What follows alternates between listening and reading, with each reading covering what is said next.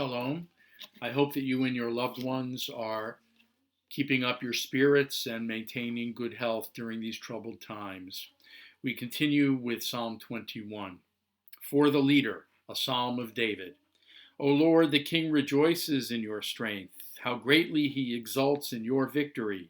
You have granted him the desire of his heart. You have not denied the request of his lips. Selah. You have proffered him blessings of good things, have set upon his head a crown of fine gold. He asked you for life, you granted it, a long life, everlasting. Great is his glory through your victory. You have endowed him with splendor and majesty. You have made him blessed forever, gladdened him with the joy of your presence. For the king trusts in the Lord. Through the faithfulness of the Most High, he will not be shaken. Your hand is equal to all your enemies. Your right hand overpowers your foes. You set them ablaze like a furnace when you show your presence. The Lord in anger destroys them. Fire consumes them. You wipe their offspring from the earth, their issue from among men. For they schemed against you. They laid plans, but could not succeed. For you make them turn back by your bows aimed at their face. Be exalted, O Lord, through your strength. We will sing and chant the praises of your mighty deeds. This psalm, like so many, begins with the call for the leader, a psalm of David. We remember that King Saul, after he had lost the divine right of kingship following the incident with the Amalekites, the prophet Samuel and God had stripped Saul of his divine right of kingship, but he still remained on the throne.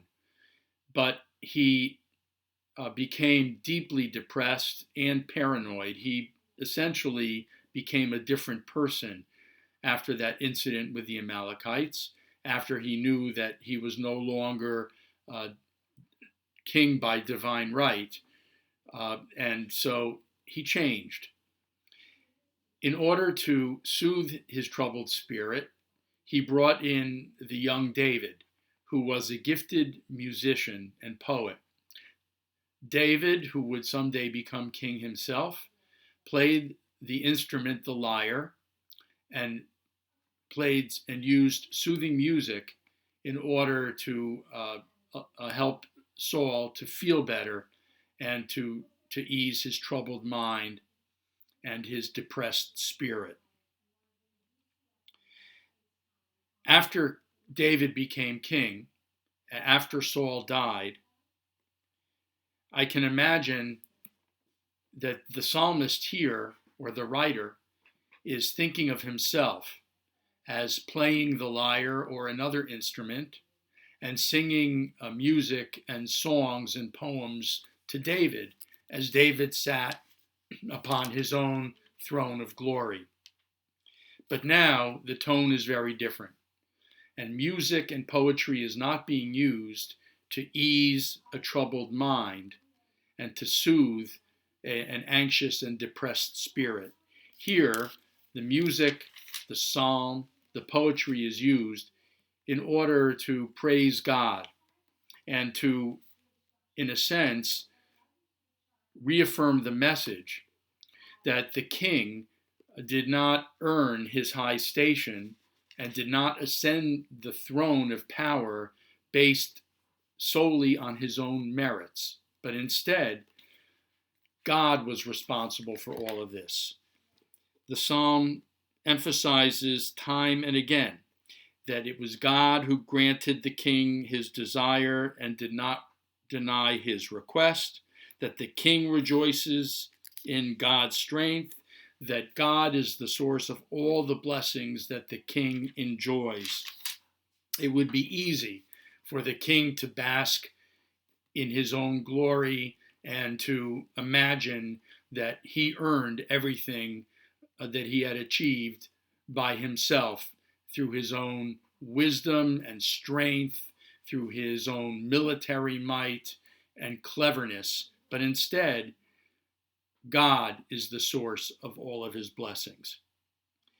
In contrast, we move in this psalm after the first half to a reference to the enemies. God's hand is equal to all his enemies. God sets them ablaze. God in his anger destroys them and consumes them.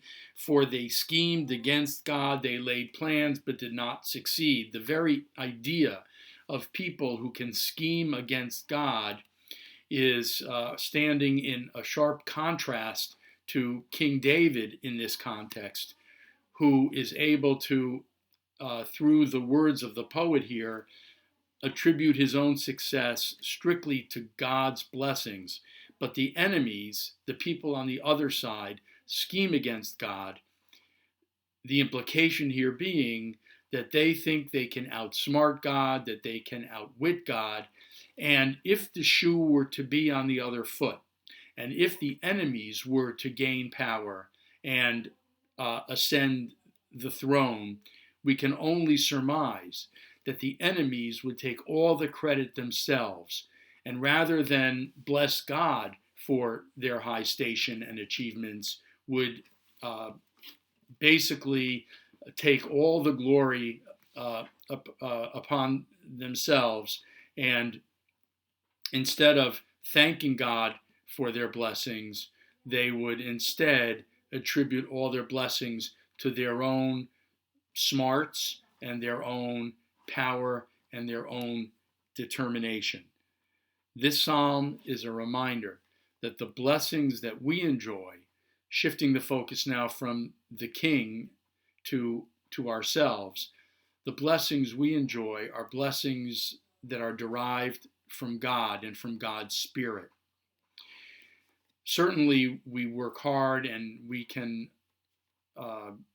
be grateful and take some credit for our hard work and for earning what we get. But by the same token, we are able to sit here in the comfort of our shelters and our homes or wherever we are and remember that we have everything we need. We may not have everything we want, but God has blessed us with everything we need. We are mindful of the fact that there are so many, thousands upon thousands, even millions, who do not have what they need at this time. They have lost their jobs. They are not receiving regular paychecks. They have to get on lines for food. They worry about how they're going to procure their next meal. They worry about their health. They worry about their safety. We ourselves are in a drastically different position. But instead of taking credit ourselves, and instead of imagining, like David's enemies, that it's our own wit and wisdom and cleverness and cunning that get us what we need or what we want, instead, it is God who provides us with what we need. And we feel very fortunate and we feel very grateful. While we are blessing God for our blessings, we must remember every moment that we are the lucky ones, but there are so many who are not nearly as fortunate, and therefore we are obligated and called upon to pray for their welfare, to pray that God will provide them with the needs and with everything that they need so deeply at this difficult time, all the things that we have been given that they lack. May God grant them these needs and these blessings so that no one in our world will be wanting or starving or ill or mired in poverty and mired in sadness and grief. May God bring all of us the light of joy, of health, and of the blessings that we all of us, so richly deserve. Thank you.